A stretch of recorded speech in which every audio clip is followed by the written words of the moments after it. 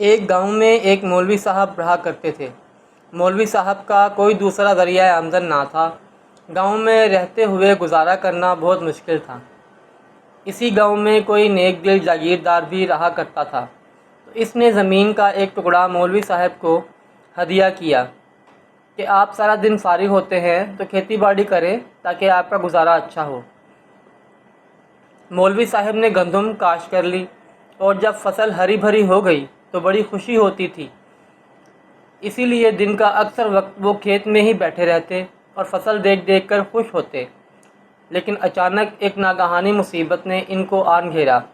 گاؤں کے ایک آوارہ گدھے نے کھیت کی راہ دیکھ لی۔ گدھا روزانہ کھیت میں چرنے لگا۔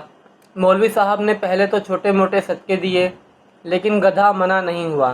مختلف صورتیں پڑھ پڑھ کر پھونکنا شروع کر دی، لیکن گدھا پھر بھی ٹس سے مس نہیں ہوا۔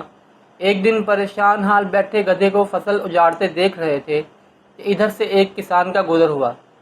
گدھے کو چرتا دیکھ کر کسان نے پوچھا، مولوی صاحب آپ عجیب آدمی ہیں، گدھا فصل تباہ کر رہا ہے اور آپ ہاتھ پر ہاتھ دھرے بیٹھے ہیں۔ مولوی صاحب نے عرض کیا کہ جناب ہاتھ پر ہاتھ دھر کے کہاں بیٹھا ہوں، ابھی تک ایک مرغی اور ایک بکری کے بچے کا صدقہ دے چکا ہوں اور کل سے آدھا قرآن شریف بھی پڑھ کر پھونک چکا ہوں، لیکن گدھا ہٹتا ہی نہیں ہے، اس پر کوئی شے اثر ہی نہیں کرتی۔ کسان کے ہاتھ میں ایک ڈنڈا تھا۔ وہ سیدھا گدھے کے پاس گیا اور گدھے کو 2-4 ڈنڈے کس کر مارے تو گدھا کسی ہرن کی طرح چوکڑیاں بھرتا ہوا بھاگ کھڑا ہوا۔